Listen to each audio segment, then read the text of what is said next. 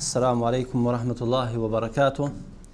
Alhamdulillah, alladhi yakhda'u li qudratihi man ya'bud wa li 'azamatihi yakhsha'u man yarka' wa yasjud wa li tibi munajatihi yasharu al-'abid wa la yarqud wa li talabi thawabihi yaqumu al-musalli wa yaq'ud.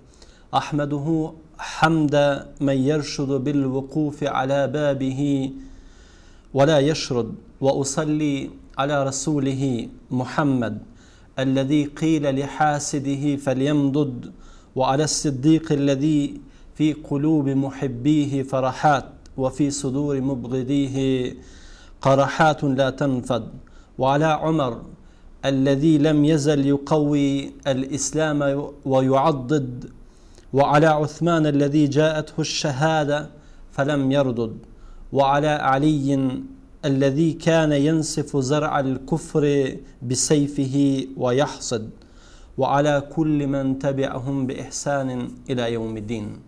Falendrimet dhe lavdrimet I takojnë vetëm Allahut fuqiplot, atë falenderojmë prej Tij falje dhe ndihmë kërkojmë.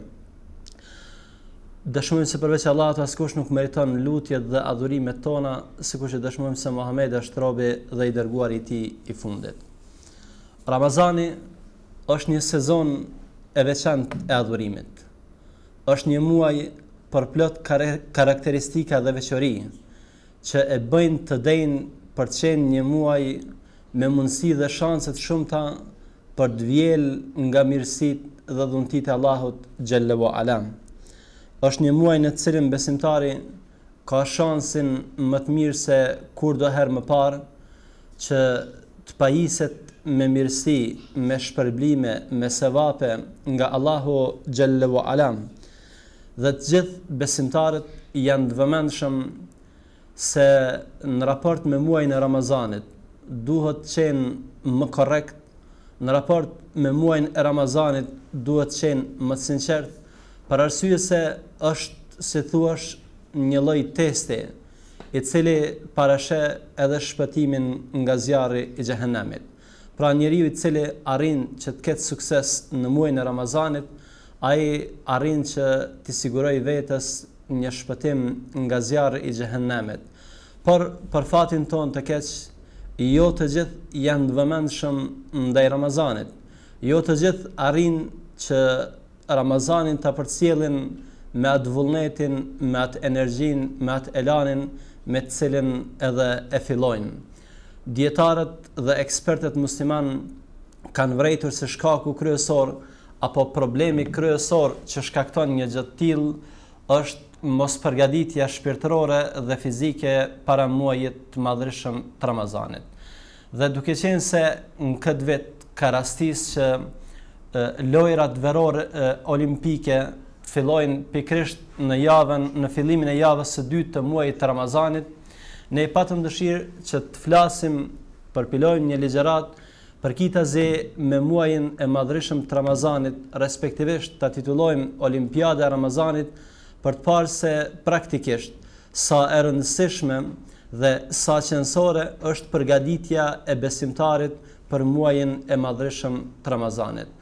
Pra, sot me lejen Allahu xhallahu ala do të mundohemi që të flasim për rëndësinë e përgatitjes për muajin e Ramazanit, duke tërhequr disa diagonale ndërmjet përgatitjes që bëjnë pjesëmarrësit, participantët për lojrat olimpike dhe besimtarët të cilët përgatiten për muajin e madhërisëm të Ramazanit. Duke patur gjithmonë parasysh faktin se këto që ne do të bëjmë në fakt janë vetëm krahasime, ndryshe evenimenti muajit të Ramazanit apo ardhja e muajit të Ramazanit, madhështia, ngjarja, ndodhia e muajit të Ramazanit te I kalon absolutisht çdo eveniment tjetër, te I kalon çdo ndodhi tjetër. Qysh në start me lejen Allahu xhallahu ala do të mundohemi të fokusohemi në konceptin rreth kësaj ngjarje.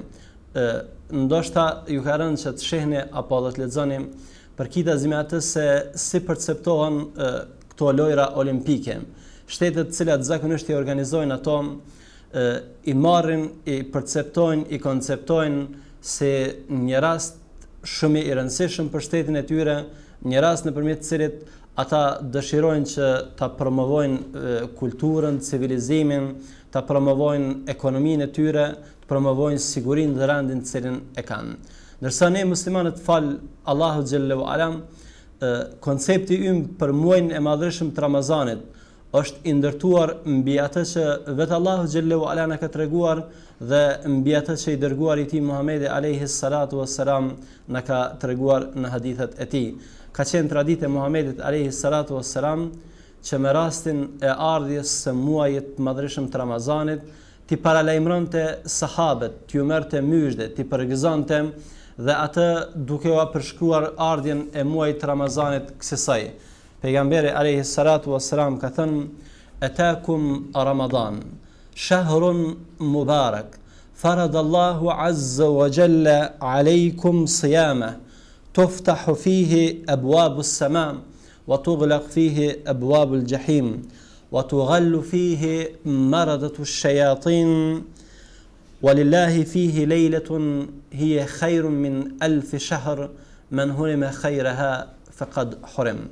Me rastin e ardhjes së muajit Ramazanit, pejgamberi alayhi salatu wassalam ju merrte myshde sahabeve, dëshironte që t'u ofroj konceptin për madhështinë e muajit Ramazanit, dëshironte që t'u ofroj domethënie dhe botkuptimet e madhështisë së këtij muaji dhe u thoshte: "Atakum Ramadan, juve po ju vjen Ramazani.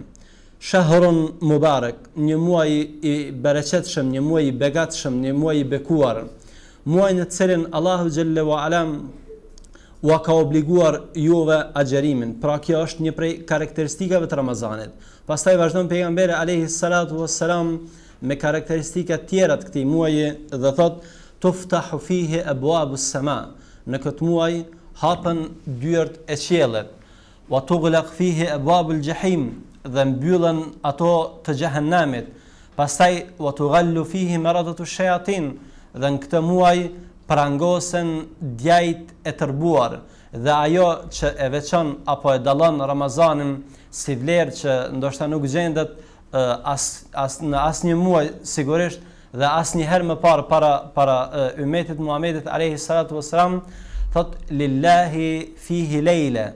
Në këtë muaj Allahu xhallahu ala e ka caktuar një natë, e ka një natë, hiya khairun min 1000 shahr, një natë e cila është me vlerë më të madhe se sa plot 1000 muaj, men hurima khairaha faqad hurim, ndërsa ai i cili privohet nga mirësia e kësaj nate, ai njeriu i cili nuk shfrytëzon këtë natë, ai njeriu i cili nuk bekohet për të arritur bereqetin e kësaj nate, ai me të vërtet është i privuar. Pra, ky është koncepti në cilin besimtarët e kanë për muajin e madhëshëm të Ramazanit. Është një muaj i begatshëm, një muaj i bekuar, muaj i cili është i obliguar për të agjeruar, ashtu siç edhe Allahu xhallahu ala ka thënë në Kur'anin famlar: "Ya ayyuhalladhina amanu kutiba alaykumus-siyam", o ju që keni besuar, Allahu xhallahu ala u ka obliguar juve agjerimin. Dietarët se Ibn al-Qayyim dhe të tjerë janë munduar që të nxjerrin disa prej atyre specifikave pse Ramazani është më madhështor se sa muaj tjerë.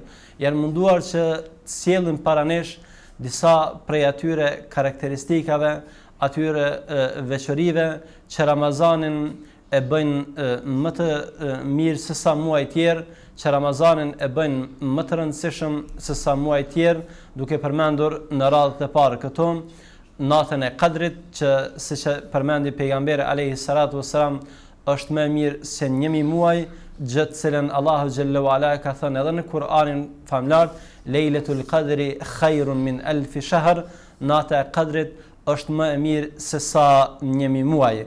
Pastaj karakteristikë tjetër apo veçori tjetër e këtij muaji është se Allahu xhallahu ala në këtë muaj hap dyert e xhennetit, siç transmetohet edhe në një hadith pejgamberit alayhi salatu wassalam: "Tufattahu fihi abwabul jannati fala yughlaqu minha bab." Në këtë muaj hapen të gjitha dyert e xhennetit dhe nuk mbyllet asnjë derë e tij.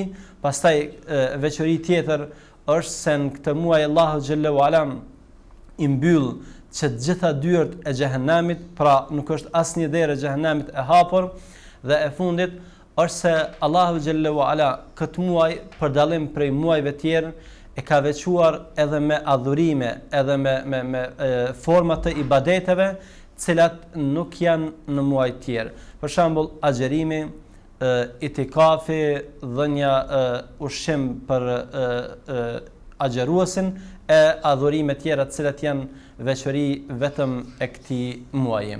Pra, këto janë disa prej atyre karakteristikave që Ramazanin e bëjnë të jetë më i mirë, më i favorizuar dhe të jetë i dalluar prej muajve tjerë.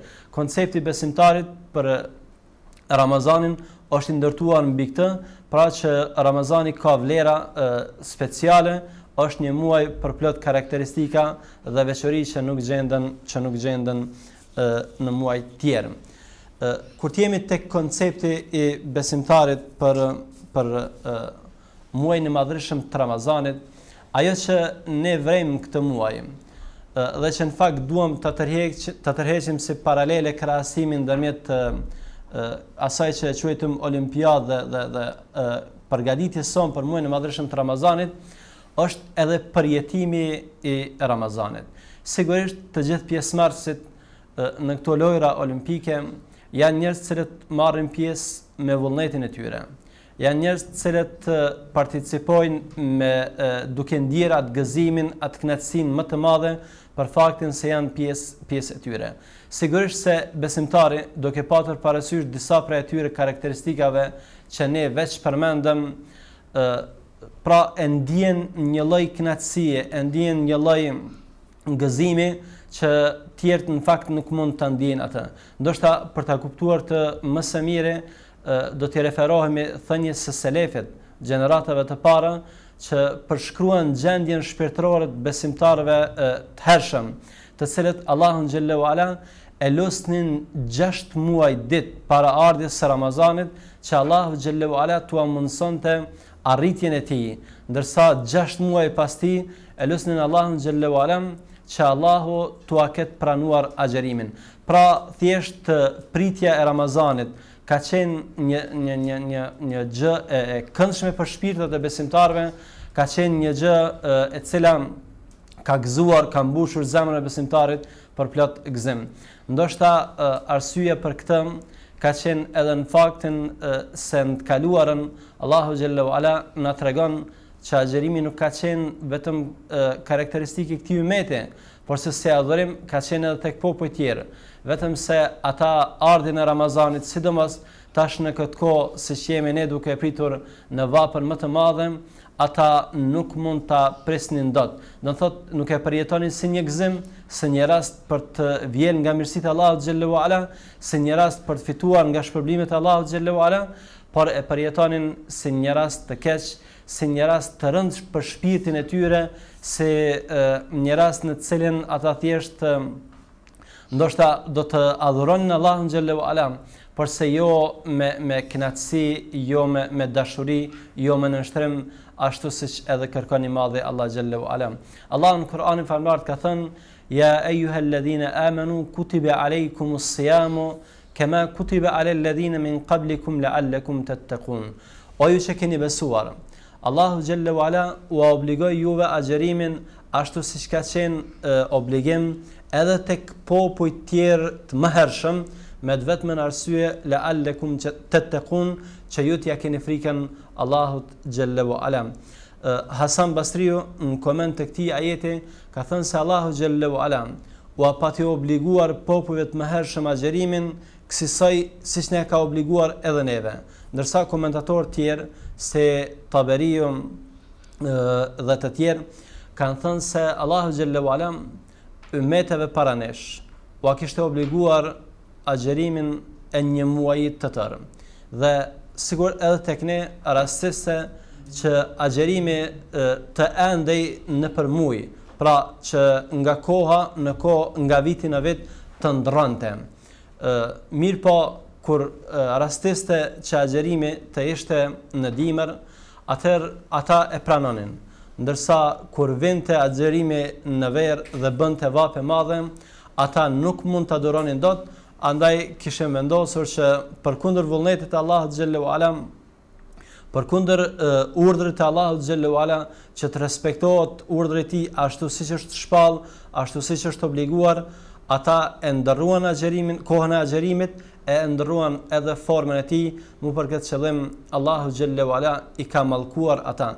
Pra me këtë desha të them se në fakt ne përjetimin e ardhjes së Ramazanit duhet ta kemi në nivelin më të mirë të mundshëm.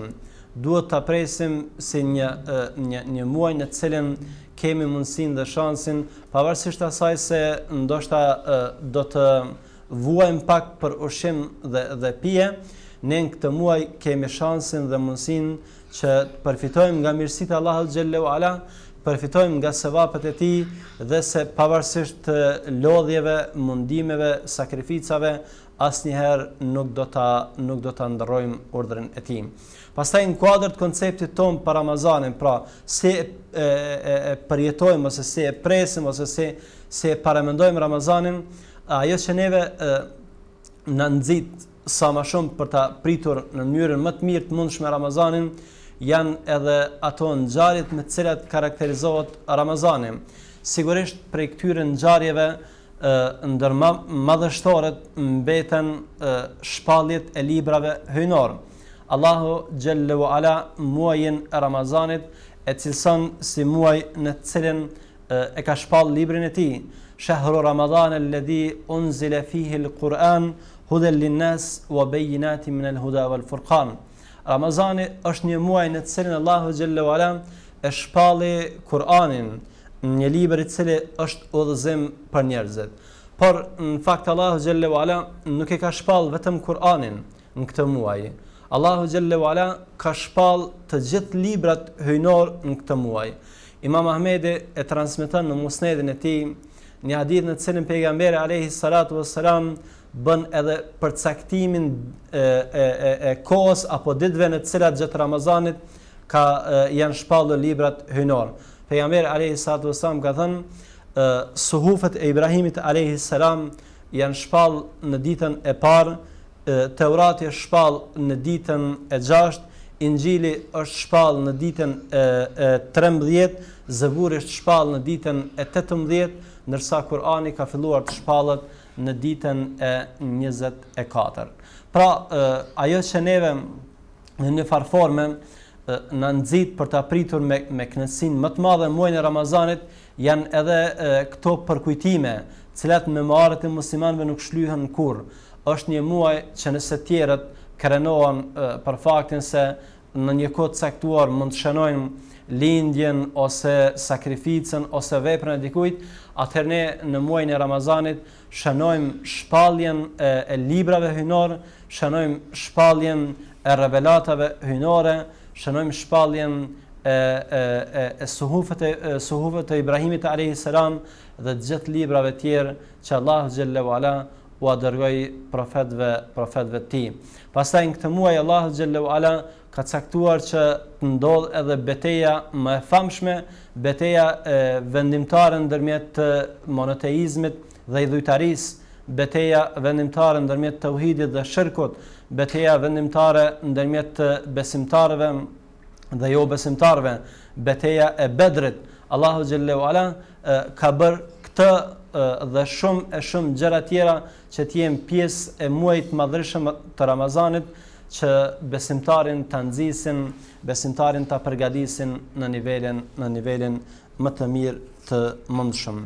Vetëm se të nderuar vëllezër dhe motra, do të kishte qenë ndoshta shumë e pavend, nuk do të kishte qenë fare logjike që ky muaj me këto veçori, me këtë madhështi, ky muaj me këto mirësi dhe shanse të shumta për të vjedhur nga mirësitë e Allahut xhallahu ala, të pritej pa përgatitje paraprake. Ne e dim se ata të cilët participojnë në lojrat olimpike, edhe pse janë organizohen në një periudhë, do të thotë çdo 4 vite, ata përgjatë gjithë kohës përgatiten, nga se e kuptojnë që pjesëmarrja në gara pa përgatitje fizike kulminante do të thotë dështim. Ndërsa ne si besimtar e kemi për obligim që për muajin e madhëshëm të Ramazanit të përgatitemi edhe në nivelin shpirtëror, por edhe në nivelin fizik.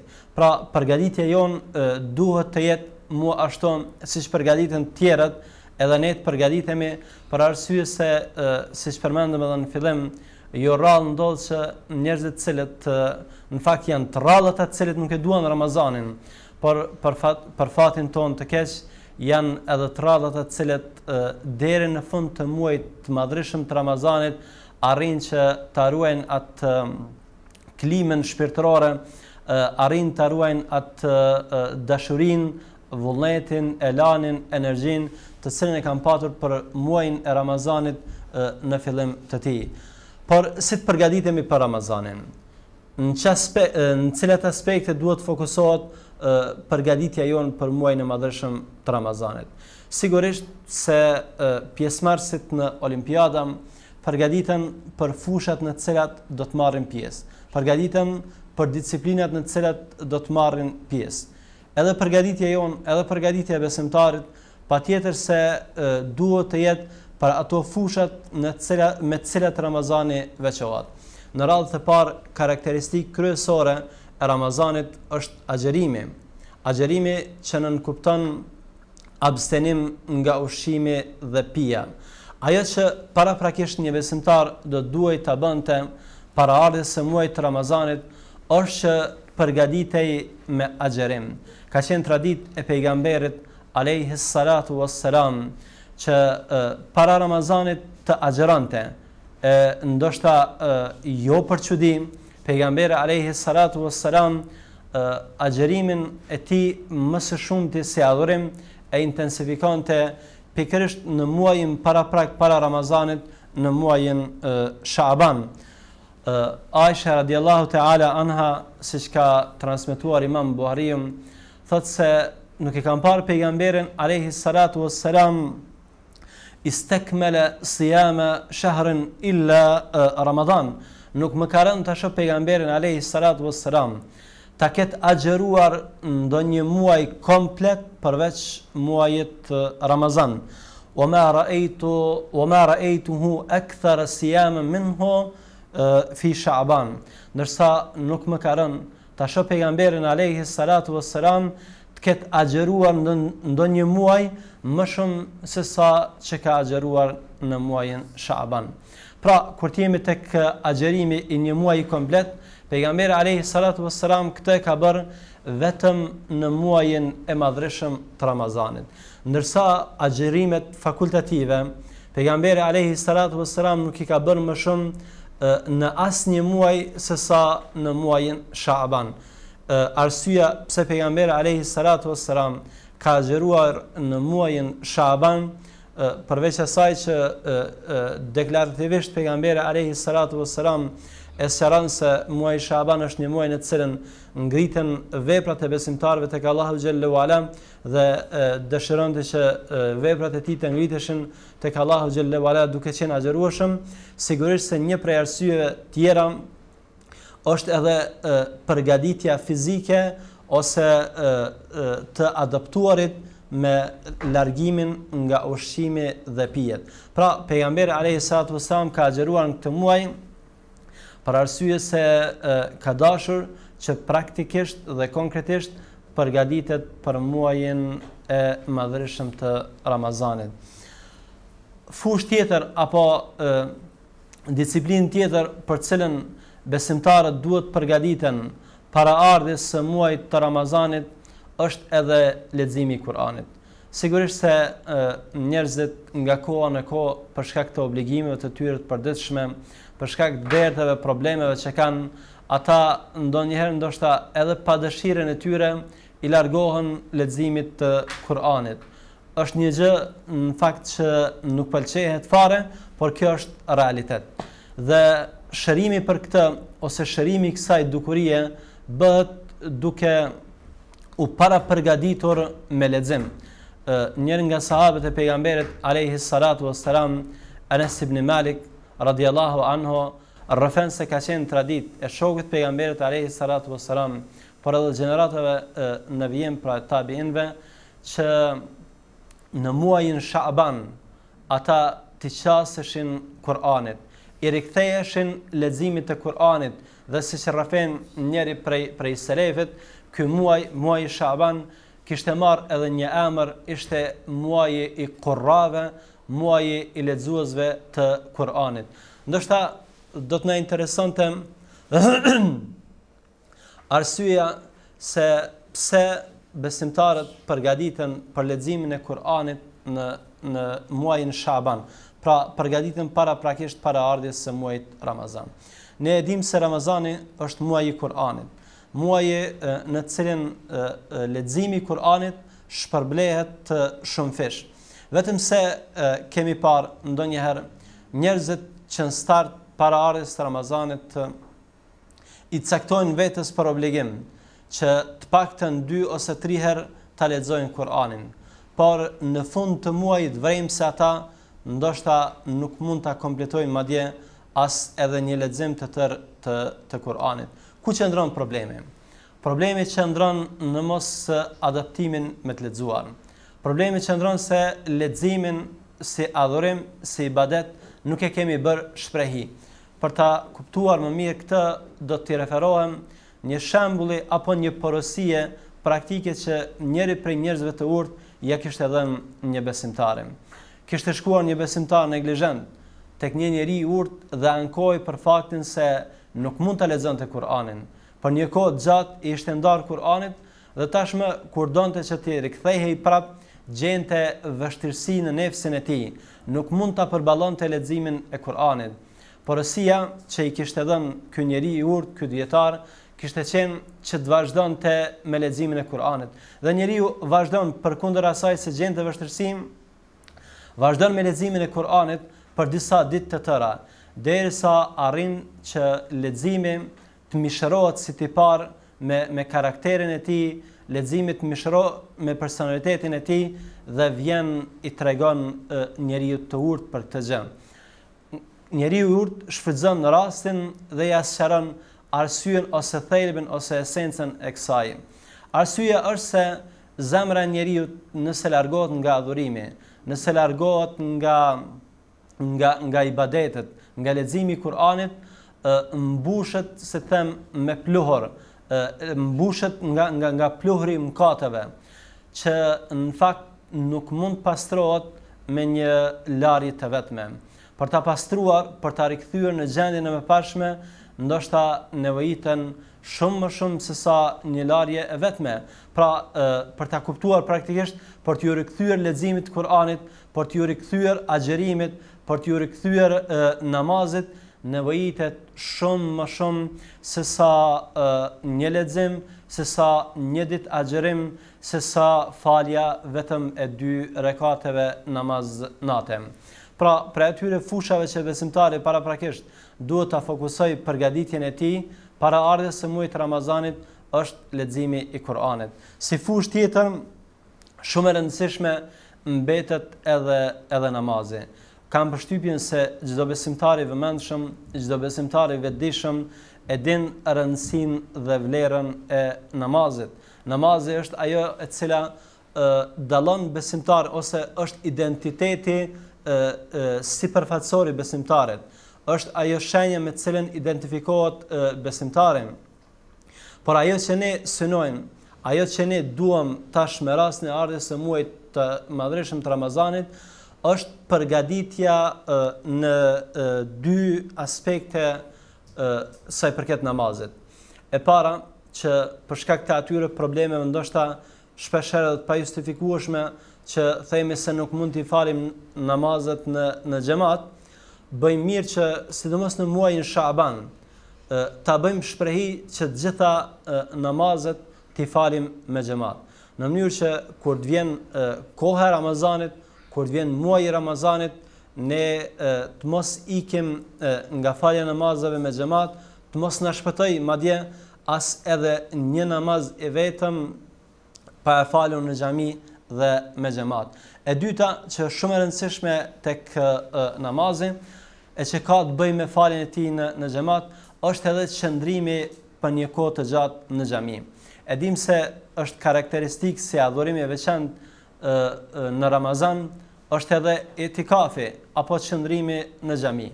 Nëse ne vendosim që të qëndrojmë në xhami gjatë muajit të madhëshëm të Ramazanit, atëherë bëjmë mirë që qysh tani të fillojmë dhe ta përgatisim veten tonë me të qëndruar në xhami. Për shembull, pas faljes së namazit të sabat, të bëjmë edhkaret apo lutjet e namazit e sabat në mënyrë që të qëndrojmë për një kohë në xhami dhe kësaj ta bëjmë shprehi qëndrim në xhami. Apo edhe ndërmjet namazave, për shembull, ndërmjet namazit të akşamit dhe të yatsisë, qëndrojmë në xhami, të lexojmë Kur'an, përgatisim vetëm për adhurimet të cilat na presin në muajin e madhëshëm të Ramazanit. Po kështu përveç namazit me kolektiv dhe qëndrimit në xhami, ja vlen që besimtari qysh tani të startoj, të filloj me faljen e namazit të natës.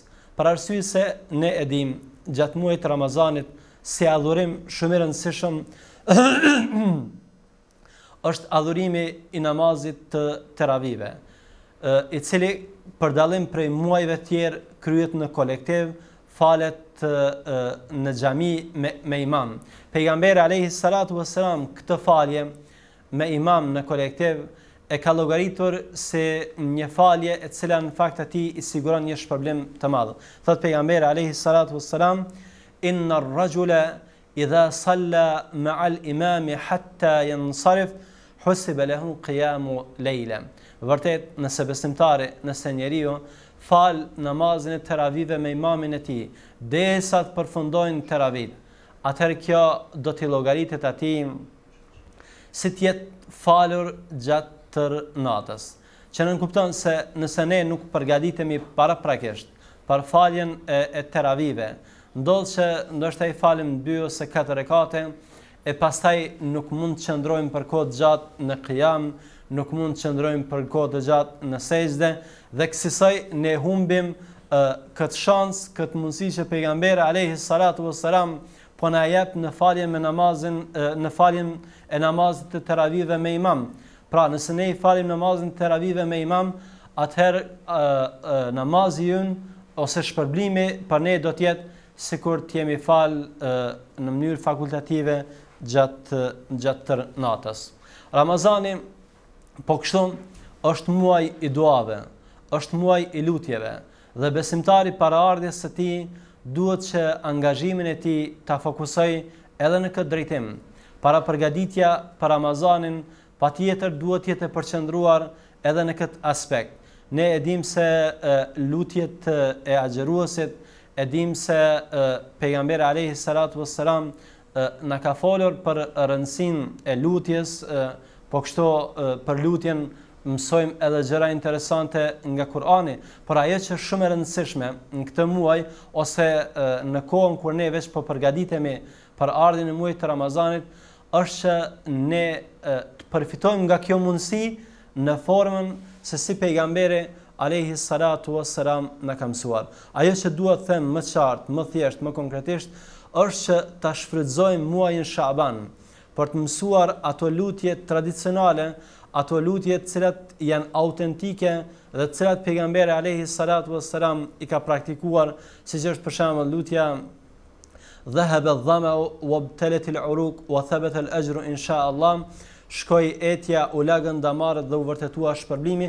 Kjo është një prej atyre lutjeve tradicionale, atyre lutjeve të cilat janë vërtetuar derisa qarkullojnë tek besimtarët fatkeqësisht, lutje të cilat nuk them se janë të këqija larg asaj, por në esencë nuk janë të vërtetuara nga dietarët, nuk janë fjalë të cilat janë të vërtetuara drejt për drejt apo të thëna drejt për drejt nga Muhamedi alayhi salatu wassalam. Dhe ajo që ne duhet bëjmë për të qenë duaja jonë sa më afër pranimit, për të qenë lutja jonë sa më afër pranimit, ne duhet që ta shfrytëzojmë muajin Shaaban për të mësuar lutje tradicionale, lutje të cilat janë të vërtetuara në Kur'an dhe në Sunet. Aspekt tjetër që është shumë i rëndësishëm për besimtarin për të përgatitur në të apo për të fokusuar në të para ardhjes së muajit të Ramazanit është aspekti i përgatitjes shpirtërore, apo aspekti i asaj që ne kemi quajtur vetëpërmbajtja. Vetëpërmbajtja e besimtarit nënkupton që veprimet e tij, çfarëdo që të jenë ato, sjelljet e tij, fjalët e tij, të jenë kontrolluara nga ai. Ne kemi mësuar sa herë se agjerimi si adhurim nuk nënkupton vetëm largimin nga ushqimi dhe pijet.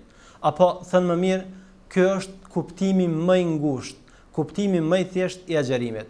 Agjerimi ka si rol dhe mision që besimtarin ta nxjerrë nga margjinat e gafletit, nga margjinat e neglizhencës, në një besimtar të vëmendshëm, në një besimtar vigjilent, në një besimtar syqel, i cili dëshiron që nga largimi prej ushqimit dhe pijes të përfitojë në përgatitjen dhe në formimin e tij shpirtëror. Allahu xhallahu ala, siç përmendëm më parë, kur flet për agjerimin, përmend qëllimin e tij që është la'allakum tattaqun, që ju t'ja keni frikën Allahut, pra që ju të bëheni të sinqert. Ndërsa pejgamberi alayhi salatu wassalam jep edhe disa sqarime më të hollësuara, edhe disa detaje tjera të këtij qëllimi të Ramazanit, e thot men lam yada qawla az-zuri wal jahla wal amala bih falaysa lillahi haja an yada ta'amahu wa sharabahu.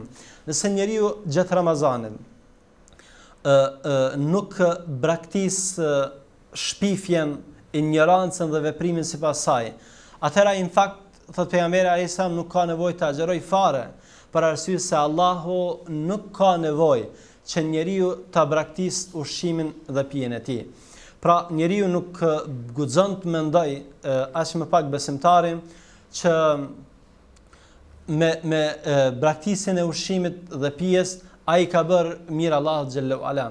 Kjo tek Allahu nuk qen as pak pesh. Qëllimi i kësaj është që përgatitesh shpirtërisht, që të përgatitesh në aspektin e brendshëm, në aspektin shpirtëror, në aspektin e besimit, që t'ja kesh frikën Allahut xhallahu ala dhe që të veprosh në suazat të një rregulli, të disa normave përcaktuara më parë apo të përshkruara nga Kurani dhe Suneti. Ajo që duhet them edhe më qartë është që besimtari qysh tani duhet ta bëjnë një shprehi, të largohet nga sharja, të largohet nga ofendimi, motrat besimtare të largohen nga mallkimi, nga përgojimi, nga bartja e fjalëve, për arsye se këto vepra zhvleftësojnë agjerimin nga qëllimet e tij. Këto vepra nënkuptojnë që besimtari nëse agjeron dhe nuk braktis këto fjalë, i bie sikur të falet ndërsa nuk ka marrë abdes më parë. Pra ai ka kryer një veprim, ka kryer në aspektin e jashtëm formën e namazit, por se për shkak se nuk ka marrë abdes, namazi i tij nuk pranohet, apo kthyer në rastin ton, për shkak se nuk i ka braktis fjalët e këqija, atëherë agjerimi i tij, edhe pse ka lënë ushqimin dhe pijen, agjerimi i tij nuk pranohet. Po kështu besimtari në kuadër të vetëpërmbajtjes duhet të ketë kujdes që qysh tani të filloj ta menaxhoj apo ta organizoj kohën e tij. Ramazani është një muaj vlera e cilit është e shtrirë prej ditës së parë deri në ditën e fundit. Pejgamberi alayhi salatu wassalam në një prej atyre karakteristikave që i përshkruan muajit të Ramazanit thotë: "Walillahi utaqa'u minan nari wa dhalika kull layla." Dhe Allahu xhallahu ala për çdo natë të Ramazanit liron njerëz nga zjarri i xhehenamit, që do të thotë se rëndësia e tij nuk është e fokusuar vetëm tek 10 ditët e fundit, në të cilat shpresojmë se është edhe nata e Kadrit, por se që nga fillimi deri në mbarim besimtari ka mundësi që të arrijë përvetësoj apo të përfitojë mëshirën e Allahut xhallahu ala dhe kështu të lirohet apo të shpëtojë nga zjarri i xhehenamit. Ajo që duam qysh tani është që besimtari dhe besimtarja ta organizojnë në radhë të parë gjumin e tyre në mënyrë që kur të vijë koha e Ramazanit, për shkak të ngritjes në syfër, për shkak të namazit të natës, mos kenë më pas problem edhe me gjumin, pra ta organizojnë kohën e tyre në mënyrë që të ndajnë kohë për gjitha adhurimet që synojnë apo i kanë dhënë vetes për obligim t'i kryen gjatë muajit madhëshëm të Ramazanit. Po kështu ajo që duhet të fokusohemi në të si para përgatitje për muajin e madhëshëm të Ramazanit është edhe vetë përmbajtja në kuptimin e shpenzimeve. Ramazani është një muaj që përveç këtyre adhurimeve që përmendëm, karakteristikë të veçantë ka edhe përfitimin e shpërblimit të agjëruesve dhe kjo bëhet nëpërmjet dhënies së iftarit atyre. Pejgamberi alayhi salatu wasallam ka thënë men fattara sa'iman kana lahu mithlu ajrihi ghayr annahu la yanqusu min ajri as-sa'imi shay'an. Njeriu i cili i jep iftar një agjëruesi, ai ka shpërblimin sikur të tij, edhe pse në fakt këtij të fundit as pak nuk i paksohet shpërblimi i tij. Pra ne bëjmë mirë në këtë muaj që të ndajmë nga buxheti ynë familjar, nga mundësitë tona materiale, të ndajmë ca holla për të përgatitur në mënyrë që muajin e madhëshëm të Ramazanit të organizojmë iftare, sidomos për ata besimtarë të varfër, për ata të cilët kanë nevojë më shumë se sa të tjerët. Kjo ishte sa i përket para përgatitjes për muajin e madhëshëm të Ramazanit. Por ajo që unë do doja të ndalem, edhe pse ndoshta kalimthi, do doja të ndalem tek objektivat, tek synimet, tek qëllimet tona që qysh tash duhet t'i vëmë për muajin e madhëshëm të Ramazanit. Sigurisht të gjithë pjesëmarrësit, të gjithë garuesit që marrin pjesë në olimpiada kanë dëshirë apo i vënë vetes për obligim, synojnë që të arrijnë të shënojnë rekorde, të arrijnë shpërblimet më të mëdha, të arrijnë pozitat më të larta. Dhe besimtari gjithsesi se në këtë muaj duhet ta ketë parasysh këtë gjë.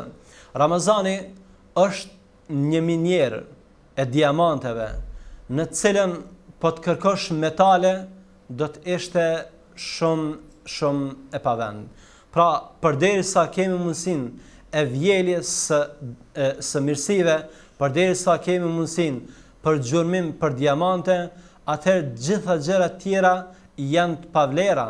Ajo që dua të them me këtë, se në Ramazan synimi i një besimtari dhe një besimtareje nuk guxon të jetë një synim i thjeshtë. Përkundrazi duhet synoj shumë gjëra madhështore, duhet synoj që në radhë të parë ai ta pastroj zemrën e tij nëpërmjet agjerimit, nëpërmjet adhurimit, nëpërmjet lutjes, ai duhet ta pastroj zemrën e tij për arsye se vetëm kësaj besimtari, siç është vërtetuar në hadithet e pejgamberit alayhi salatu wassalam, arrin që klasifikohet apo të rangohet në mesin e më të mirëve. Pejgamberi alayhi salatu wassalam ishte pyetur për besimtarin më të mirë, ndërsa kishte thënë kullu mahmumil qalbi saduqil lisan, besimtari më i mirë është ai i cili ka zemër të pastër dhe ka gjuhë të sinqert, e flet të vërtetën. E pyetën pejgamberin alayhi salatu wassalam dhe i thanë: ja Rasulullah, o i dërguari i Zotit, sa i përket këtij që e flet vërtetën po e dim, por çfarë do të thot mahmum el lisan? Çfarë do të thot mahmum el qalb? Çfarë do të thot pastrim i zemrës? Pejgamberi alayhi salatu wassalam e sqaroi dhe tha: huwa at-taqiyyun naqi la ithma fihi wala ghilla wala hasad. Ai është besimtari i devotshëm, besimtari i pastër, besimtari i cili nuk ka mëkate, nuk ka smir, xhelozi, urrejtje për tjetrin. Ky do të thotë është ai kuptimi i zemrës së pastër, cilën besimtari dhe besimtarja duhet ta kenë se objektiv të tyre në muajin e Ramazanit. Pastaj ajo që ne duam të arrijmë në muajin e Ramazanit, qoftë nëpërmjet dhënies së sadakas, zakatul fitrit, qoftë nëpërmjet shtrimit të iftareve, është që ta largojmë kooperacimin prej nesh. Pejgamberi alayhi salatu wasallam ka thënë: wallahu fi auni al-abdi ma kana al-abdu fi auni akhihi. Allahu është në ndihmë të robit të tij, përderisa robi është në ndihmë të vëllait të tij. Pra, synojmë në këtë muaj që kooperacinë si një tipar negativ ta zhveshim prej vetes sonë në mënyrë që të jemi besimtar të sinqert. Por themi të vërtetën, përveç këtyre objektivave, është edhe objektiva që ne të falim namazin me xhamat në xhami, pastaj që pas muajit të Ramazanit të vazhdojmë paktën me agjerimin e ditës së ëndër të enjte. Vetëm se që gjitha këto objektiva në krahasim me një objektiv tjetër, me një synim tjetër, janë, si të theme, sekondare. Objektiva kryesore besimtarit duhet të jetë që në këtë muaj ai të arrijë të klasifikohet në rangun e atyre me të cilët Allahu xhalla wala mburret, të klasifikohet në rangun e atyre me të cilët Allahu xhalla wala është krenar para me lajkeve. E dim që gjithë se Allahu xhalla wala me veprat e robërve të tij të sinqert mburret para me lajkeve. Kemi një hadith nga njëri prej sahabive të nderuar, Said al-Khudri, i cili rrëfen për Muaviun radiallahu anhu, i cili me një rast kishte shkuar në xhami dhe kishte parë disa besimtarë të cilët qëndronin në xhami. I kishte pyetur se çfarë synonin me këtë vepër. Ndërsa ata kishin thënë, jemi ulur në xhami që ta adhurojmë Allahun xhallahu ala, që të përfitojmë nga mirësitë e tij, që ta përkujtojmë Allahun xhallahu ala. Ndërsa Muaviu radiallahu anhu i kishte pyetur ata se a vërtet i kishte bërë ben Allahun xhallahu ala, a nuk ka gjë tjetër përveç kësaj që ju ka ulur juve në xhami? Ata thanë, po për Zotin nuk ka gjë tjetër që neve na ka ulur në xhami. Ndërsa Muaviu ju tha se nuk i pyeste për shkak se dyshonte në ta, por se kishte rastisur që kësaj të vepronte edhe pejgamberi alayhi salatu wassalam me ta. Dhe në këtë formë i kishte parë pejgamberi alayhi salatu wassalam ata disa prej sahabëve duke qëndruar në xhami dhe i kishte thënë se çfarë ju solli juve në xhami. Thanë se asgjë përveç kërkimit të kënaqësisë së Allahut xhallahu ala, për kujtimit të nimetit të Islamit. Pejgamberi alayhi salatu wassalam i kishte thënë, pasha Allahun, a ka ndonjë qëllim tjetër përveç kësaj, apo nuk keni tjetër qëllim? Ata i kishin thënë se jo, për Zotin ne nuk synojmë tjetër. Ndërsa pejgamberi alayhi salatu wassalam kishte thënë, pasha Allahun, unë nuk ju thash, nuk u bërë këtë pyetje pse dyshova në ju, por se erdhi Xhibrili dhe më informoi se Allahu xhallahu ala mburret me ju para me lajkeve. Pra, me besimtarët të cilët qëndrojnë në xhami, me besimtarët të cilët e adhurojnë Allahun xhallahu ala në xhami, ulën në xhami për ta lexuar Kur'anin, për ta përkujtuar Allahun, për të përkujtuar mirësinë e Islamit, Allahu xhallahu ala mburret me ta në ditën e Kiametit, mburret me ta para me lajkeve të tij, andaj të jemi edhe ne prej atyre të cilët Allahu do të mburret me veprat tona para me lajkeve të tij. Ky është synimi thelbësor, synimi dhe objektiva më lartë e besimtarit, të cilën duhet ta vë qyshtash për ta realizuar në muajin e Ramazanit. Dhe për fund fare doja përmend edhe diç. Agjerimi nuk është një adhurim fakultativ. Agjerimi në muajin e Ramazanit nuk është një adhurim i thjeshtë, është një adhurim i obliguar. Participimi në këtë muaj duhet të jetë i obliguar. Participimi në këtë muaj në fakt është i obliguar dhe çdo njeri i cili i shmanget agjerimit të Ramazanit është njeri i cili në fakt ka bërë mëkate të mëdha, por se edhe ka lëshuar një shans të madh për jetën e tij, ka lëshuar një mundësi të madhe për ta falë Allahu xhallahu ala. Është kjo mundësia e faljes së mëkateve, sigurisht se e kam për qëllim hadithin e pejgamberit alayhi salatu wassalam, në cilën pejgamberi alayhi salatu wassalam kishte thënë 3 herë amin amin kur e pyesin për njërin prej gjërave. Thot pejgamberi alayhi salatu wassalam, men dakhala alayhi Ramadan thumma salakha qabla an yughfara lahu i poshtruar ose njëri i cili nuk ka përfituar nga muaji i Ramazanit është ai i cili ka hyrë Ramazani dhe ka dalë ndërsa atij nuk janë falur mëkatet. Elus Allahun xhalla wala që Allah të na bekoj për të përgatitur për muajin e madhreshëm të Ramazanit.